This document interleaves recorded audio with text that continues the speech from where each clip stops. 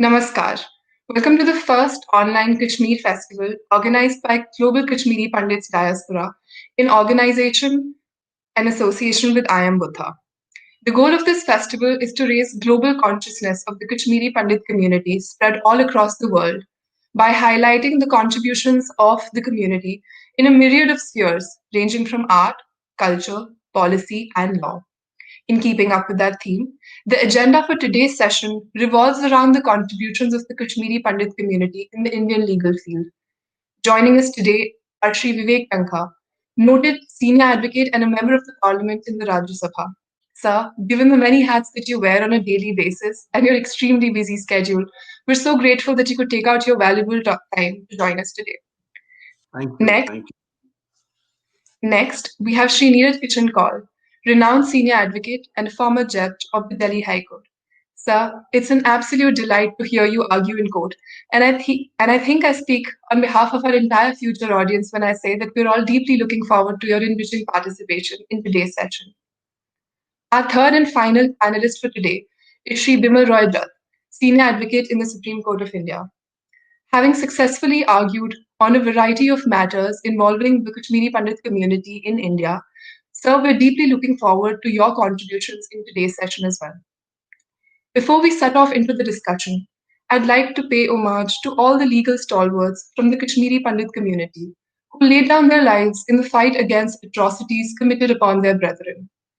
I would especially like to acknowledge and highlight the contributions made by late Pandit Tikalal Taklu, Pandit Premnath Bhatt, and Justice N.K. Ganju, who forever paved the way for future generations of Kashmiri Pandits, who till date continue to find inspiration in the causes they espoused and sacrificed their lives for.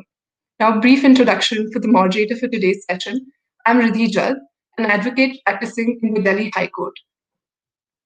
Sir, Mr. Tankha, the first question that I would like to ask while setting off the agenda for today's session, going down the memory lane, who were some of your role models from the Kashmiri Pandit community who inspired you to embark upon your legal journey? Uh, it's a very difficult question to answer, but there were lots of people I admired. Essentially, if you see the history and the genealogy of the Kashmiri Pandits, they were mostly concentrated in Delhi, Uttar Pradesh, and then I would say Madhya Pradesh, the larger Madhya Pradesh. If they have excelled professionally or on the bench as a member of bar or bench, it's generally in these states, except Mr. Vachu, who became Chief Justice of India, who was from, I think, Rajasthan. Otherwise, most of our judges or most of our big politicians were mostly in UP or Madhya Pradesh. And so was judiciary. Now, if you go back to Allahabad days, which was the center of education, and from where the Kashmiri Pandits actually excelled, it was the Motilal Nehru family, it was the Sartej Bahadur Sapru family, it was the Kajju family, it was the Ugra family, it was the Takru family, and Neeraj and I had an uncle, Justice Bakshi, and so on. And I could just be Justice Harkoli, who was a Chief Justice. So we have so many people who have excelled in this profession. My father was born and brought up virtually in Allahabad. He was a junior with Gopal Sarup Pathakji, and then shifted to Rewa first. That's where our origin is for the time being. And then to Jabalpur when the High Court came in 56. Again, let me share with you, Neeraj and I are cousins. Neeraj's grandfather and my grandmother were brothers and sisters. And his grandfather was then, I think, the former Prime Minister of Kashmir, Sir Daya Kishan Kaul. So, as I said, maybe we are a small group, we are a small family, but everybody has done well. If you see whether it's my brother Sanjay, he's a Supreme Court judge, Neeraj became a judge. I was surprised. Why did he say yes to becoming a judge? He was doing so well professionally. And That's a question that plagues all of us. and then within a few months, he was back with us. And he's a cheery person, you can, the moment you see him, you get cheered up, So, as I said, politically and legally, both together, Kashmiris excelled in this part of North India. Talking of my state, I'll say there were two families, Kashmiri families. It began with Kajju Saab when he came as Chief Minister of Madhya Pradesh after 56. He was sent from Allahabad to become the Chief Minister of Madhya Pradesh, a brilliant lawyer of his times, one of the top lawyers of his times. His family has done well. I mean, one of his sons was Chief Justice of Allahabad, the other son was a judge, and he was the one of the founders of Vishwa Hindu Parishad, Justice Shivnath Kajju. But not this Vishwa Hindu Parishad. That was a much sublimer version of Vishwa Hindu Parishad, a cultural organization. Right. So I can say that Kashmiris were part of the ethos, the culture. They identified with the ruling families at that time. If you came to and if you take names, you'll find out that a lot of these heads, what you call, I'm forgetting the name, what how you address them, people who worked in the states, who were heads of administration in the states. Many of them were Kashmiri Pandits. It's their education, and I must mention one thing in passing. We had education was a forte at a time in Jiva, which Neeraj would vouchsafe, when women were not even matriculates. I'm talking of 50s and 60s. My two buas, Rama Bua and Madhu Bua, had done double MA. So Absolutely. you can guess from this the emphasis on education. So obviously, when you are educated, you do well. And gradually, we became the envy of the rest of India. They used to say that it is a Kashmiri mafia working in India. The fact is, this was a very educated and a decent group of people. And we can speak of so many of them, but I'm sure Neeraj is there. Neeraj is going to talk about many of them. And I was a great admirer of his father, Manmohan Chacha. He practiced in Delhi High Court. He was the most popular figure of Delhi High Court. If I learned partying in my life, it was in Neeraj's house. I used to be in Delhi, in Jubilee Hall, and they were my local guardians.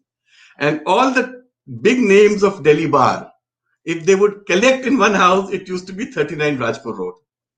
So we have seen the best of legal world, the giants of the legal world. Our families were part of that structure, that culture. So as I said, Kashmiri Pandits in this entire region have done well for themselves. Right. So, Mr. Kaul, my next question is to you.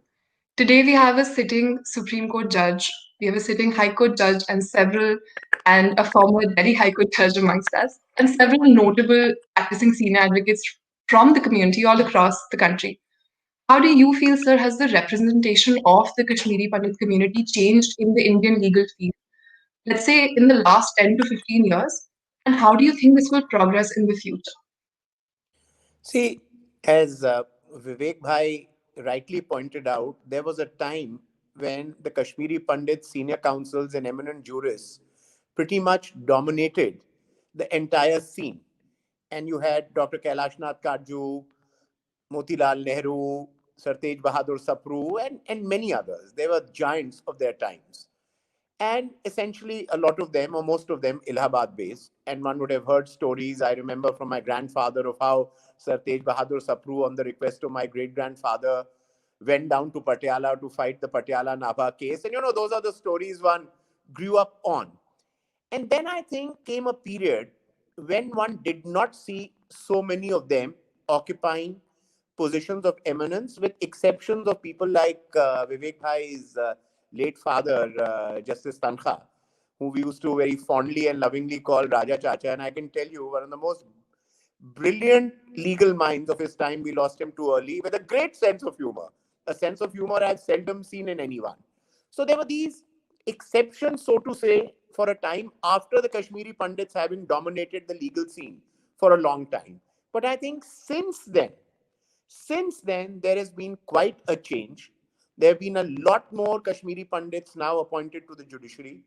There are councils who are doing well. There are youngsters. I've had at least 3 Kashmiri Pandits come out of my chamber. Exceptionally bright people. And just to give an example, today we have Vivek Bhai as a member of parliament, a very eminent member of parliament.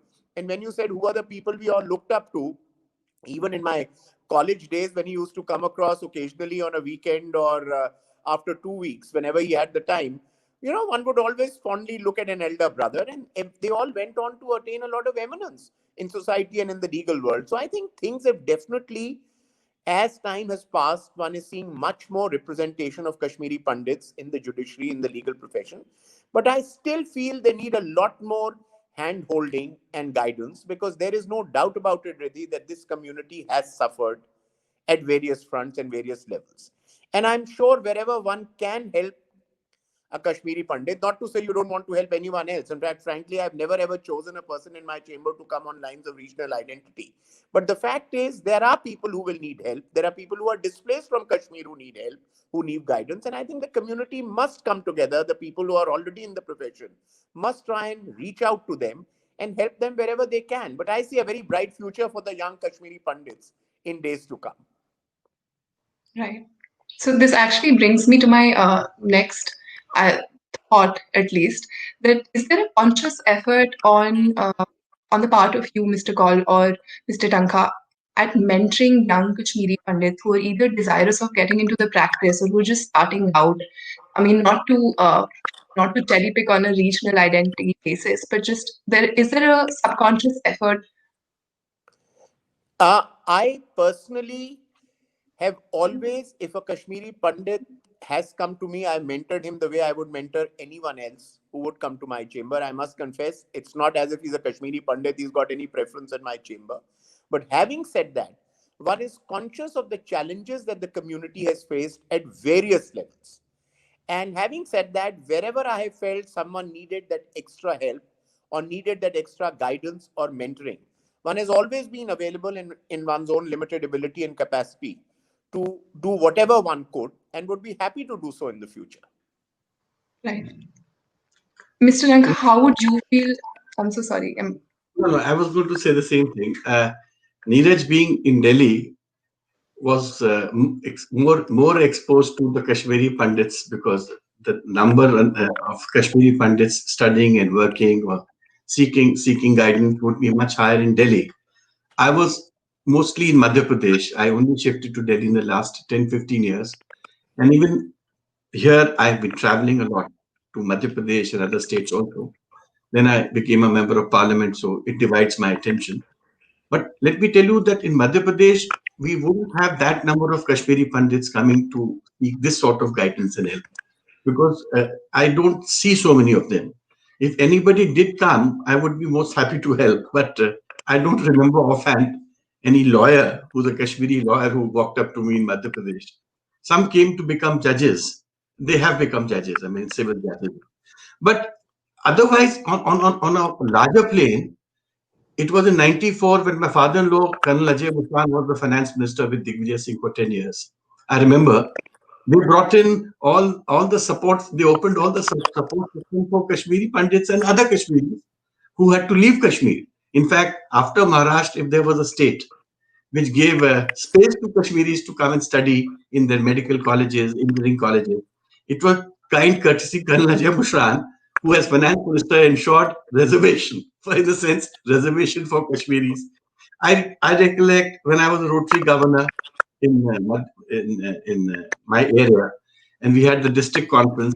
We donated the first ambulance for the our camps in Jammu, and I handed over the key to then Mahesh Bhatt, Mutti Kaul Sahab, Ashok Pandit. They all had come from the conference. We had a session on the plight of Kashmiri Pandits, and we gave computers also at that time. I'm talking of 2001, 2002. I also remember going to Uri with a lot of aid, Rotary aid, and I handed over that aid to the army there with all my friends like Amit Vachu and so many others from Srinagar. And when I came back, I took an appointment with Mrs. Gandhi. She was the chairman of UPA. And I told her, I said, ma'am, I went and met the army. And the army was telling me that if we don't build shelters for our people in the next 10 days, because this was end of November, then more people will die because of cold rather than the earthquake, Uri earthquake, which had taken place. Then I forgot about what I had said. In the evening, when I was watching the television, I saw Dr. Manmohan Singh announcing that in the next few days, shelters are going to be built all over that area so that people can be safely placed to stay. So as I said, wherever we got opportunities to do something for our people, we happily did it. I mean, there was nobody forcing us, nobody compelling us. My family left Kashmir at least 100 years back, or maybe more than 100 years back. But वो जो खुशबू थी, वो खुशबू तो नहीं गई. आज भी जब हम वापस जाते हैं, ऐसा लगता है हम अपने वतन वापस आ गए हैं. It's our land. It's our land of our ancestors, and Neeraj is lucky that way. They carried on in Kashmir for much longer time. And when we would go to Kashmir, I'm talking of 60s and 70s, we would go and stay in the house. But what is that? Pratap Villa? Yeah. Pratap Villa. Yeah. I remember the name.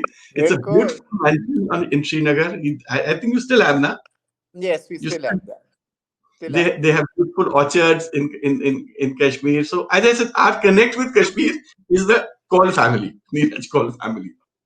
Right.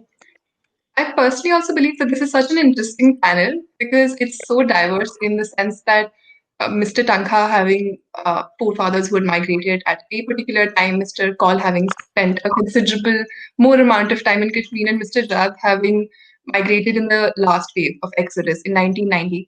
That brings me to my next question, which is to you, Mr. Jad. How do you feel your journey into the profession has been like, considering that you started your practice in Kashmir and then thereafter moved to Delhi, moved to the Supreme Court? How would you feel your journey as a Kashmiri Pandit lawyer, young lawyer, has been? And how has that translated into your designation at this time? Yeah, I'll tell you, 1987, inspired by my father, who was a senior counsel in Kashmir, Sri Harjilal Jad, I joined bar. And during that period, from 1987 onwards till 90, I had a chance to appear in Kashmir High Court and district courts all over Valley. But that was a very inspiring journey. I had a chance to appear along with good lawyers. Tikku was one of them. Kashinath Rana, with whom I worked till 90. Then Mahmoodar Bhatt. They were legends of that bar. Then some good lawyers like R.P. Bhatt, who was my uncle also. He was retired as a Registrar General of that court. So I had a good chance of appearing in that court from 1987 till 1990. 1990, I started coming. It's a mass exodus. I started in Supreme Court in 1990, and I became an advocate of court in 1993 in Supreme Court, and started from that way with good and a chance to appear with assist Mr. Neeraj Krishnan calls in so many matters. And my pleasure, and Mr. Tankha also. So many times we had an interaction. So it was a beautiful journey from Kashmir to uh, Delhi, but started a practice in a small village in Anantnag. So only remember these days, but we are our houses there. And I had a chance, let me tell you this, Manoj, I had a chance 2 weeks back. I had a chance of appearing in the physical hearing before High Court, before a single judge of Delhi, Srinagar High Court. So I had a chance. I went to during that period for 2 days, 3 days I was there. 2 days I argued, but I had a chance to go to my house in Anantnag, and I visited that place. So it was nice memories, fond memories, my childhood memories. And I had a chance to go to university also, where I studied law. So almost, but good journey, worked hard. 1990, we had a tough time. But people, as I said, as Mr. Kaul and Tanka said, people came forward and helped us a lot. And in that, I won't forget to remember only one person. That is Mr. Jaitley. Arun Jaitley helped me a lot because he knew me when I was in Kashmir, because my father was a very affluent lawyer, and I miss him a lot. It's because of him that I am here in the Supreme Court right now. So other lawyers also, Mr. Thakur, D.D. Thakur, I worked with when I came here. He helped me a lot. So this was a pleasant journey from 1987 till 2020. It was a nice journey. Thank you. So, yes. So historically, every community does strive to build solidarity between people who have had considerably different lived experiences, and I think it is safe to say that in this community as well, that seems to be the case. Speaking of our community, of the Kashmiri Pandit community, owing to the numerous rounds of large-scale migrations from the valley on account of arduous circumstances, which finally culminated in the 1990 exodus, it is safe to say that our community is widely displaced. In your opinion, Mr. Tanka, how satisfactory have been the efforts that have been undertaken to forge a sense of collectivity in this community, at least in India? Riddhi, let me share with you a couple of experiences.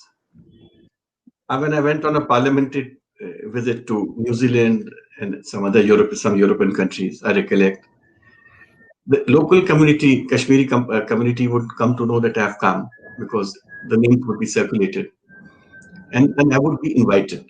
And there's somewhere you'll have 20 families, somewhere 25 families, somewhere 15 families, Auckland. And I don't even remember so many places. Believe me, all of them had one complaint, that why has India forgotten us? All of them had one complaint. And when I gave my first speech in the parliament, and that was the time, my first long speech, that was on Kashmir. That was the time when the Kashmir was burning, I recollect, and the 2 days were devoted on a Kashmir debate. Initially, I was not even billed as a speaker, though I'm the only Kashmiri Pandit effectively in the parliament. But then I sent a note to this vice president, and he said, yes, you have to speak. And when I gave my speech, I started by saying, I said, all parties seem to have forgotten Kashmiri Pandits. I'm happy that the Congress party at least brought a Kashmiri Pandit as a member of parliament at this time. So the people immediately shouted, of course, it was a joke, that you've not come as a Kashmiri Pandit, but you've come because you were a good lawyer. So as I said, it was not the advantage of the community which brought me to Delhi. It was our work in our state which brought us to Delhi. So Kashmiri Pandits today are not getting anything because they are Kashmiri Pandits. Out of hard work that they are doing, whether in India or abroad, they're all doing well. There was an element of patronage which Kashmiris used to get after independence, when you had people like R.K. Nehru, B.K. Nehru, P.N. Haksar, General Raina, you had Mr. Cow. They were big names in the administrative world. Now that was a different era. That era virtually ended with Mrs. Gandhi. After Mrs. Gandhi, and these were all highly deserving people. In fact, today, if people speak of these administrators, they speak with respect. Their books are read. I mean, B.K. Nehru's book or R.K. Nehruji's book, I don't remember who's written that book. All good men come second. When it's a widely read book, that if you are a good man, you will never be number one. You'll always be number two. So you have brilliant scholars. They were all brilliant scholars, writers, thinkers, administrators. More of backroom voice than the front end leaders. Yes. It was the Gandhis and the Nehrus and the Kajus who at the time of freedom movement came in the front. But later on, if you see the growth of the Kashmiri community, KP community, it was always one step behind. They were good administrators. They were even good soldiers. General Raina is an example of that. They were good lawyers, judges, eminent lawyers, judges.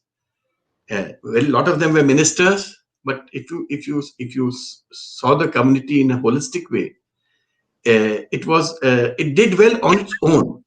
They were all eminent people in their own right. I don't see that in today's politics. In today's politics, if people are pushed on the basis of community, they don't see whether the man is capable of handling that position. It's more because he's my man, I'll push him. If Kashmiris were pushed up in the past, they were really brilliant people. I mean, P.N. Haksar's administration as principal secretary to Prime Minister is even remembered today. Mr. Cow set up RAW. Neeraj, do you remember all that?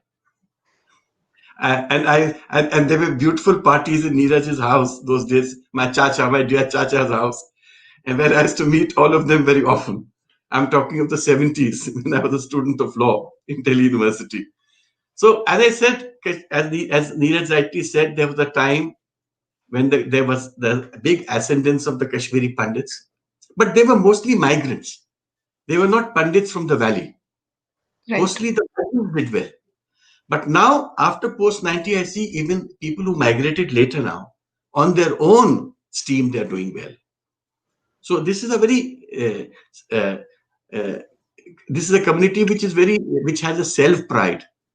They would never like to go to a fellow Kashmiri asking for anything. I remember a very tall leader telling me one day, "आप लोगों की नाक बहुत बड़ी है. You have a long Literally and nose, metaphorically. Yes. और आप कभी किसी से कोई चीज मांगेंगे नहीं." So that's our character. Correct. I think just seeing as a young Kashmiri Pandit, female advocate, it's also so humbling and so inspiring to see such warm relations that are shared by you, sir, and Mr. Kaul. I mean, but that begs the question. I mean, I have to ask the question: how do we? Obviously, the sense of bonding and the sense of warmth is because of the long relations that you enjoyed, that the families have enjoyed. But how do we forge, Mr. Kaul, my question is to you, how do we forge a sense of collectivity in this community that is so widely displaced and more than anything at this present moment needs guidance, needs mentoring, needs support from leading professionals such as yourselves? Uh, Riddhi, before I come to a sense of collectivity, just picking up from what Vivek Bhai was saying, देखिए इसमें कोई शक नहीं है that this community has suffered for centuries. And a community of exceptional brilliance, of great character, great culture, has had been the receiving end of history at various points of time, from points of invasions, conversions, etc. Absolutely. The saddest bit is that even post independent India, I think successive governments, with exceptions here or there, as Vivek Bhai pointed out, both state and central governments neglected the Kashmiri Pandits. And even when the exodus happened, the killings happened, I never found this as a part of a major discussion in any debate, in any drawing room discussions of Delhi. It was a forgotten community. No one talked about it. You know, there are people who talk so much about human rights, liberty, but I never heard anyone talk at serious forums and podiums on Kashmiri Pandits' rights, how they were rampaged, how they were trampled upon. No one talked about it. And possibly one of the reasons was that we don't constitute a politically significant class. We would possibly not even influence an election in a one constituency in the country. And with great respect, that is what very often, with exceptions, that very often what many politicians look at. So that's been, unfortunately, the tragedy of the community. So coming back to the question of collectivity, so when no one helps you, you have to help yourself. And that's where the sense of collectivity comes in, that we have to ultimately organize, get together, and help each other. Future generations must learn what their cuisine is, what their culture is, how marriages were conducted. You know, you started by saying, talking about women. I felt always so proud. Today I hear debates on gender equality, giving rights to women, avenues. I think we were one community where decades ago, while we were growing up, one saw that freedom, that dominance of a woman in a house, and also allowed to go out, get educated as an equal partner in the scheme of things. I, as a growing up child, never saw that in any other community as I saw amongst Kashmiri women. That showed the advancement, the progressiveness, and it is a community with an indomitable spirit. We've been resolute, we've stood up to many such invasions, pressures which have been put on us.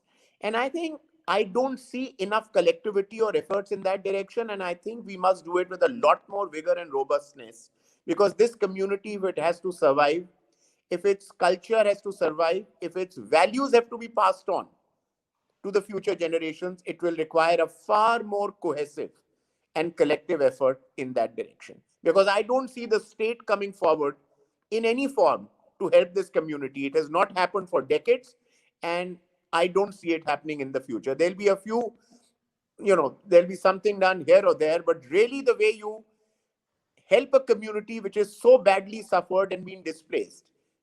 Think about any other community like ours, anywhere in the world. Had it been pushed and displaced the way we were, Would the state governments and the central government not stepped in a far more active manner? But it did not happen, and that has been the plight.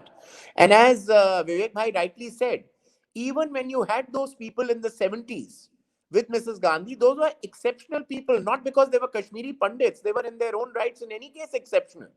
They would have been in any regime picked up by a leader with any vision, because they were people of great eminence, great ability, who were picked up. But what about the larger section? What about the average Kashmiri Pandit? I know, and I've seen what happened in the valley, the stories I would hear from my grandfather. One doesn't want to accept it and shut an eye to it. It's another issue. The fact is, there was discrimination. There was discrimination which led to many Kashmiri Pandits moving abroad. The Kashmiri Pandits who had moved to the plains 100 years ago, 200 years ago, still managed to do reasonably well.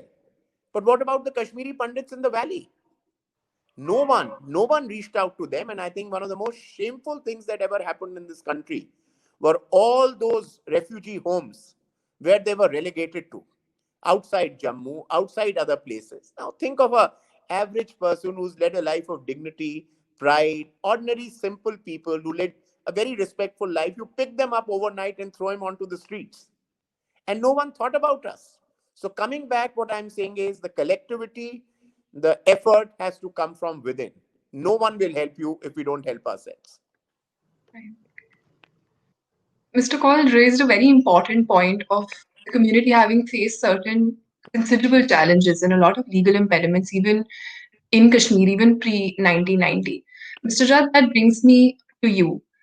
As an advocate practicing in Anantnag and thereafter moving your practice to Supreme Court on account of the mass violence that happened in 1989 and 1990, what are some of the obstacles that you faced both in the valley and as a young practitioner in Delhi? See, I'll tell you what, a lot of hurdles. I started in 1987, and but my father wasn't really leading advocate, so I had no much problems in that. But Kashmiri Pandits suffered a lot, be it lawyers, be it businessmen, be it other people, other walks of life.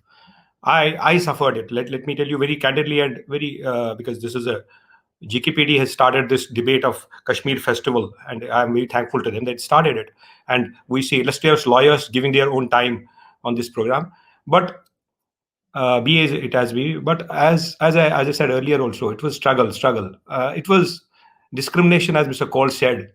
Whether it is in judiciary, whether it is in every walk of life. I'll tell you about my incidents. Very frankly, suppose मेरा आज birthday है तो मैंने एक ये मोली लगाई है तो I appear before a judge. He's from a different community. I just put it like this. I just hide it. Oh, and that will say, what is happening? If I had a tika, I'll just rub my tika like this and say, no. I thought that adverse order will come. I'm not saying that adverse order will come every time, but there was discrimination at every point of time. Be it they were excellent lawyers, brilliant lawyers. As Mr. Tanka also said, people started migrating from 100 years back in 70s. And here I had a fresh air. When I came to Delhi, I had a fresh air. I'd never seen what freedom is all about. And there you couldn't speak much about it. And personally speaking, if you excel in every part, you are a good lawyer, you will be hounded. You will be humiliated. You will be not appreciated at all. So these facts led to so many discriminations and so many biases at so many higher places also. But because of sheer grit and sheer excellence, we came up. And Delhi. I said Delhi came. So many other people also helped me, be it lawyers, be it judges, in that era, and judges especially in Delhi High Court and in Supreme Court also, where I did so many important matters like postal ballot for Kashmiri migrants, then relief matters, then transfer of some powers of Supreme Court vis-a-vis transfer of cases from Jammu and Kashmir and vice versa. That was the Constitution bench matters. So then I settled here. I thought that this is my place. I told earlier, my again view is that I want to see those chinar trees. I want to see my house in Anantnag. I want to reside, and I want to see that Kashmiri is back. I hope that will come back.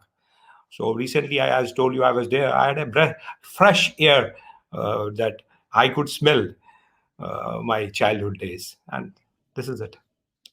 So, Mr. Tanga, even 30 years post the Exodus, the community continues, as we've just discussed, the community continues to face a host of challenges. So, according to you, as a member of parliament and as a leading senior advocate, what role does law as an instrument of change? What role has it played, and what future role can it play for the recognition, upliftment, and streamlining of the Kashmiri Pandit community?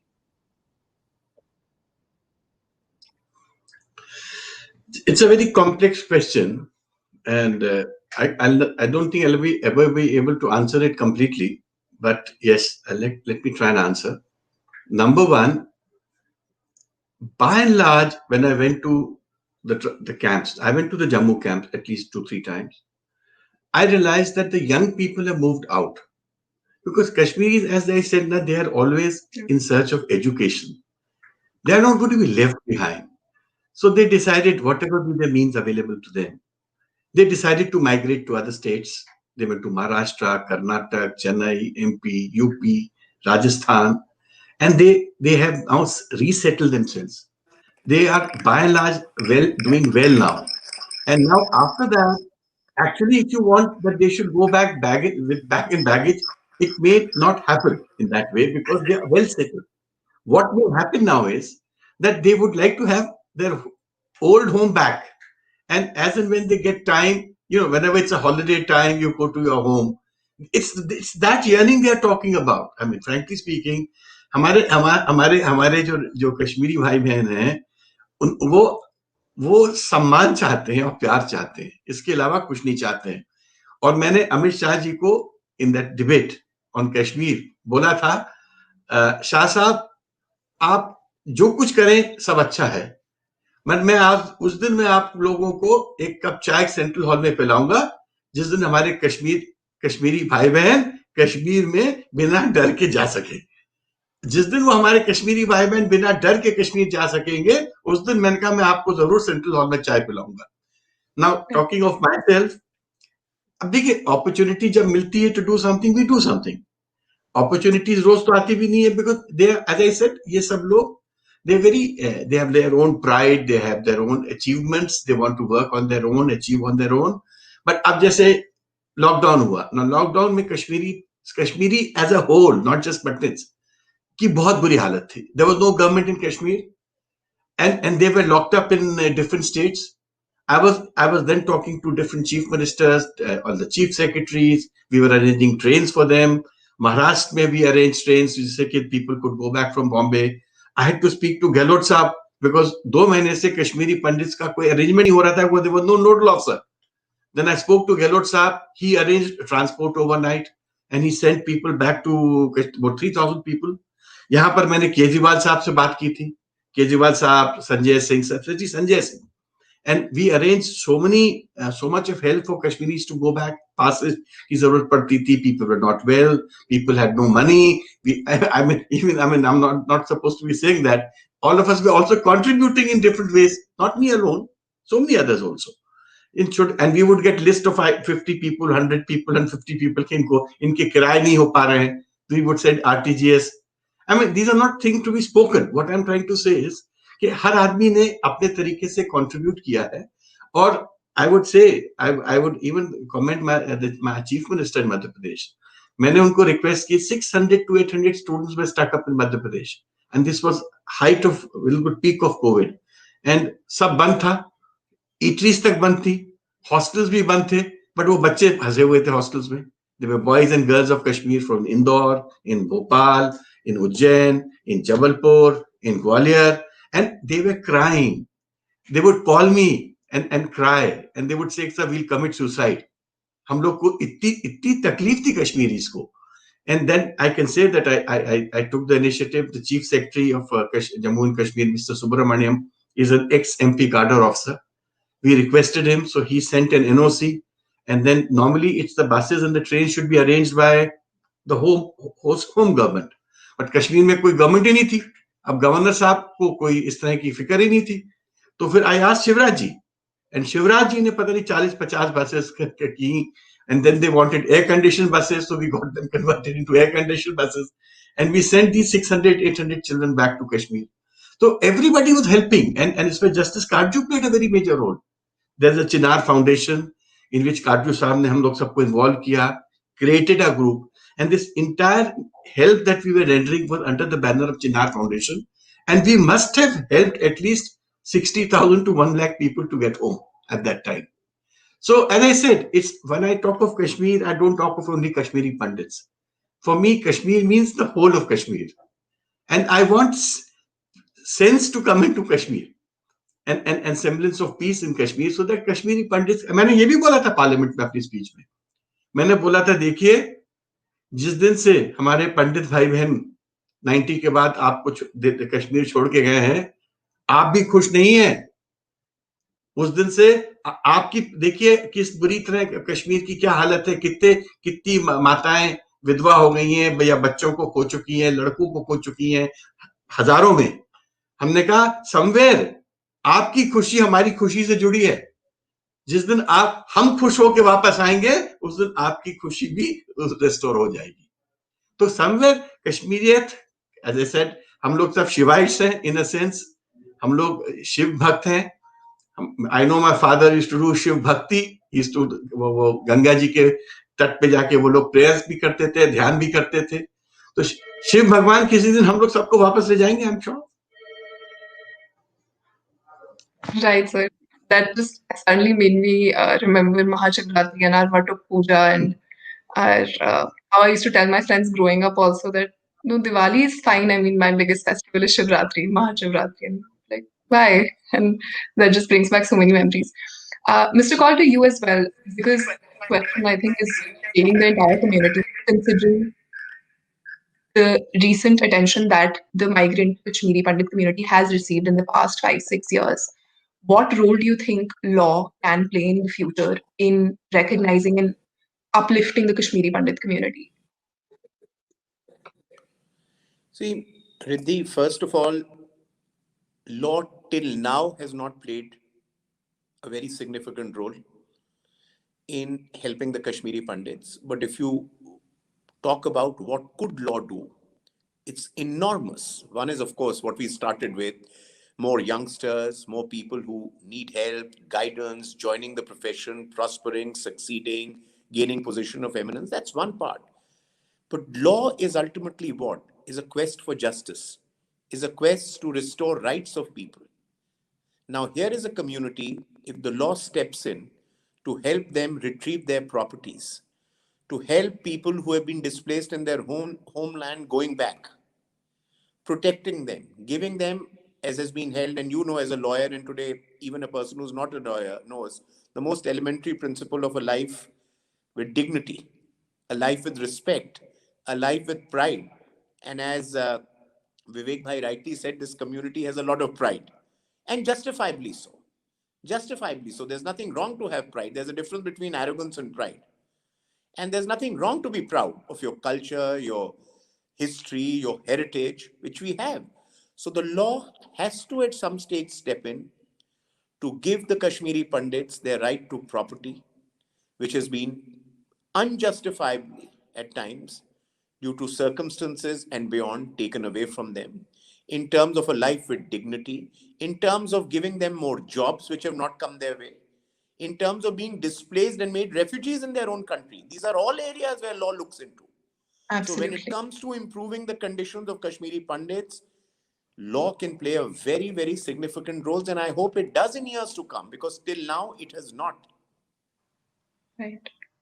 So absolutely, the angles of property and the most important aspect, the inalienable right to live your life with dignity. That is what is amiss here. देखिए मैं यही आपसे कह रहा था कि ये लोग समझ नहीं पाएंगे किसी इज्जतदार अच्छे आदमी को ओवरनाइट आप उठा के सड़क पे ले आइए. They all led respectable lives wherever, and they worked hard for it.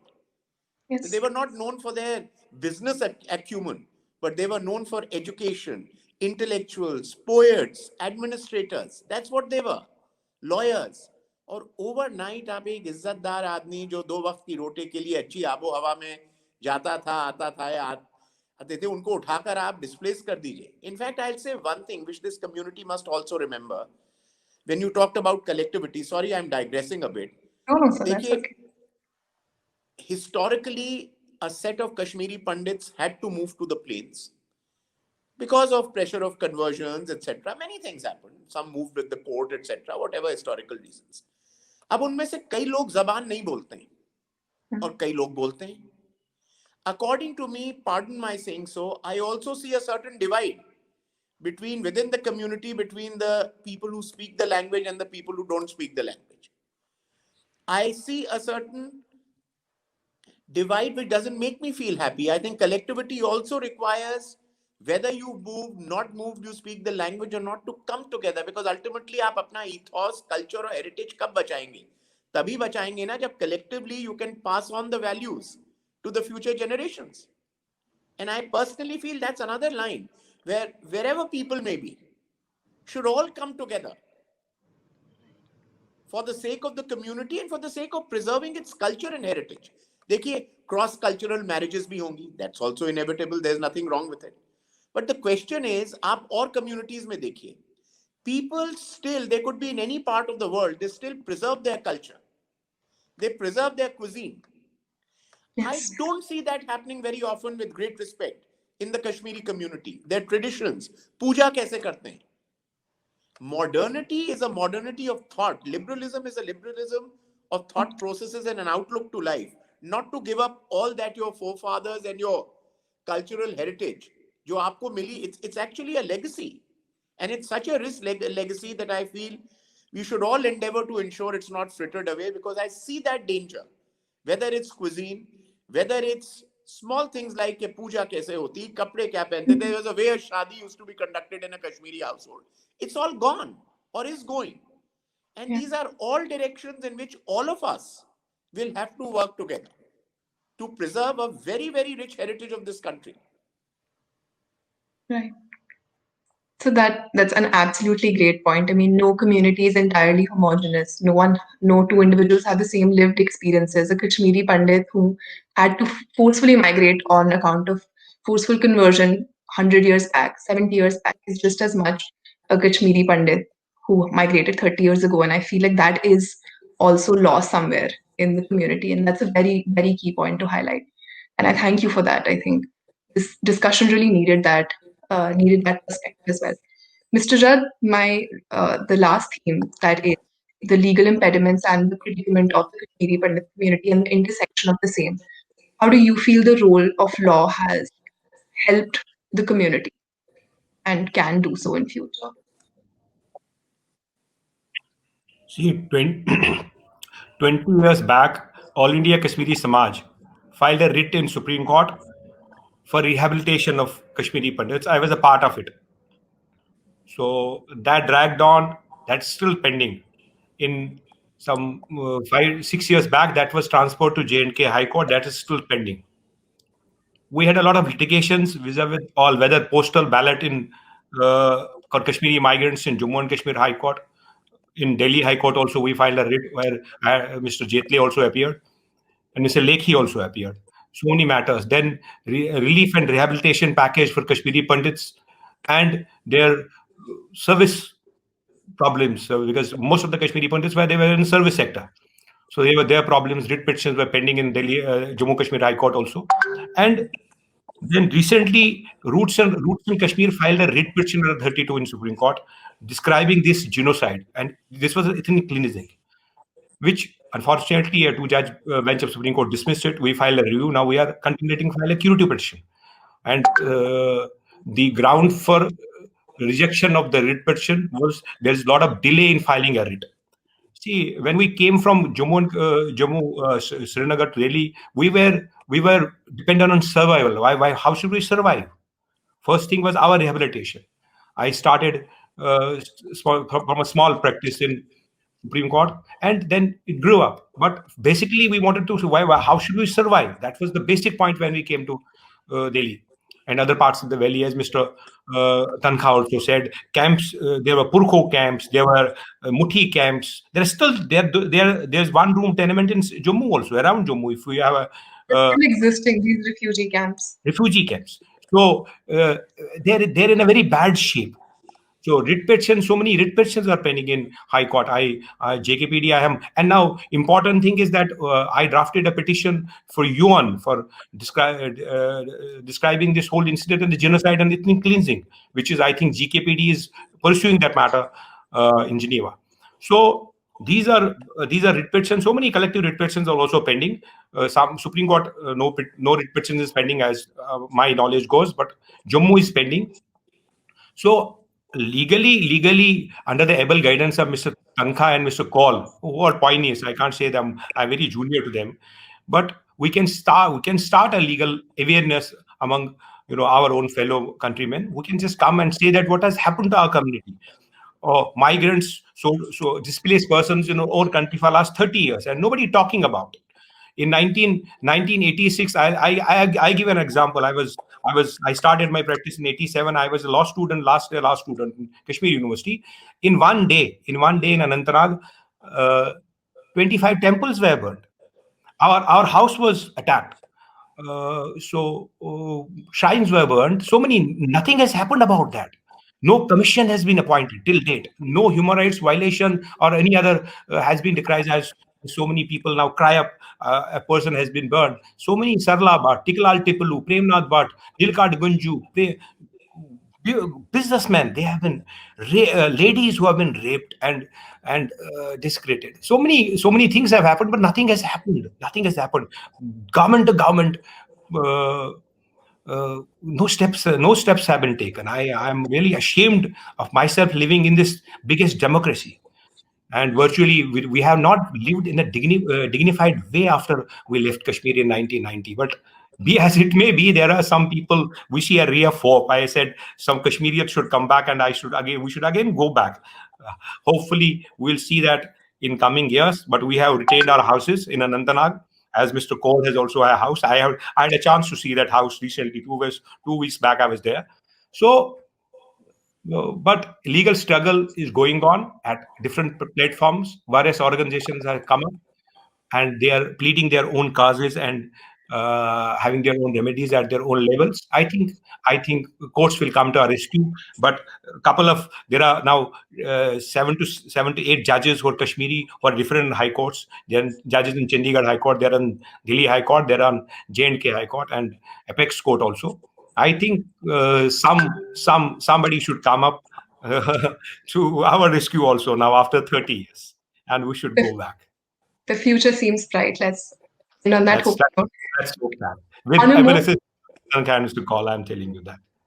On a more candid note, when was the last time, Mr. Kaul and Mr. Tankha, when was the last time we've clearly heard Mr. Judd telling all of the audience and all of us that he visited Srinagar, I think 2 weeks ago? When was the last time that you both visited the valley?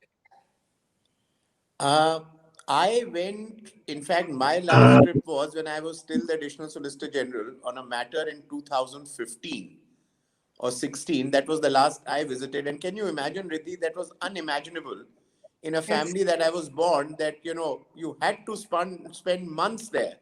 Or ऐसी कहानियां उन दिनों की हैं. I would tell my children that in Nagin, one would be at our orchard and you just had the Nagin lake in front of you, और शाम को आप शिकारे में बैठ के sunset हो रहा है and you're going for a ride. Yeah, Tanmarg में there was an orchard which we still have. So do we have in Nagin.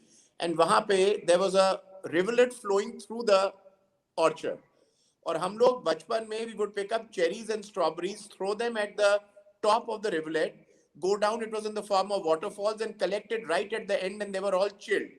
और एक बार हमारी दादी ने वहाँ आम रखे और वो बह गए, तो नीचे गांव वालों को सबको वो ठंडे आम मिल गए, बाहर से आए थे खाने के लिए. These were the kind of stories that one grew up with, mountains, daisies all around. और आज के दिन में when I tell my children, for them it's like a fairy tale that I'm narrating to them. I can't even imagine. Yeah, so the visuals of that can't. I again digress, but that is it, how it pains me when I say that for the last 4 or 5 years, I've not even visited the valley. What about you, Mr. Tankha? My last visit was in 2016, when I just won the election of the Rajya Sabha. And before the parliament session had commenced, I went on a holiday with my wife Aarti when I reached Srinagar airport, they wanted to give me security. I said I'm safer without security.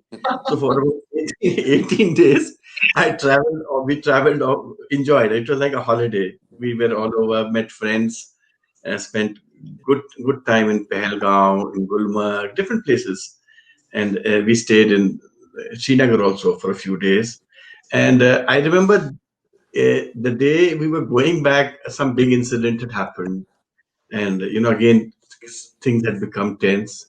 Last year I was planning to take my mother, who's 89 years old, and my mother-in-law, 88 years old. They both have a yearning to go and see Kashmir once more, and I wanted to take them. In fact, I had planned a trip, and but then suddenly the whole thing changed in Kashmir, and we couldn't go. Another thing which I wanted to do, but which I was prevented from doing, was when my daughter was getting married 3 years back. I was highly interested in having that marriage in Kashmir. And when I broke this news to my friends uh, in my party and others, they said, no, please don't do that. You, it's not safe. You can't take so many people there, and then there could be an incident and this, that, and all. But we had gone and seen the place. My friends located the places where that big government accommodation in the middle of the lake, Yes, which yes. has big auditoriums and all that. So they said we can have the marriage. We'll have the boats coming from there. So all that didn't materialize. So as I said, it was a dream which I could not fulfill. Hopefully this dream and in other forms, in other ways, in the form of so many families going back and finding their roots again can succeed. Hopefully. So that is the note that we should end this session on. Any parting thoughts? Absolutely. Any parting thoughts, Mr. Kaul, Mr. Tanka, Mr. Kal? I just hope and pray to God कि इतना हमारे homeland को खूबसूरती दी, उससे खूबसूरत कोई जगह नहीं मिलेगी, और शायद ही, not because we belong to this community, but I can, of course, every community has excelled in this country. There are many great communities. But speaking for my community, I can definitely say that it is a community which was gifted with such rich culture, heritage, and most importantly, for a Kashmiri cuisine. And I hope and pray that ek din, the ones who have been displaced, you and me, can all go back without any fear and with our heads held high. That is what is important in a modern India, that we should go back. Absolutely. Thank you so Same here. much. Same here. Same here. I want to see that. I want to take my father there. At least he's 87 now. I couldn't take my mother there because she passed away in 2015. That's the worst thing which has happened in my life. She wanted to go, and she wanted to see Valley once, but she expired in 2015. My father is 87, but I want to see that he goes back and see Hose, but he has not been for last 30 years. That's it. I'm sure Jat Sahab, माँ ज्वाला की कृपा से आप लोग जाएंगे. बिल्कुल बिल्कुल राजना और माँ ज्वाला बिल्कुल जाओ वही. I endorsed everything that Neeraj is saying, everything that Vimalji is saying, because my two mothers want to go and see Kashmir once. I wish I can take them one someday. And also, as Neeraj said, we want to go back to Kashmir but without fear, and with full pride that this is our homeland. This is the homeland of our ancestors. And the country must rise to that occasion also to ensure it happens. As Neeraj rightly said, we are disappointed that people spoke about us, but not sufficiently. Because we were not vote banks. But I can assure you, with the kind of intellect we have, with the kind of influence that all of us together wield, this dream will come true one day. Absolutely. Thank you so much, Mr. Tanka, Mr. Kaul, Mr. Kal. Thank you, Rita. Thank you for having us over. Thank you very much. Thank you very much,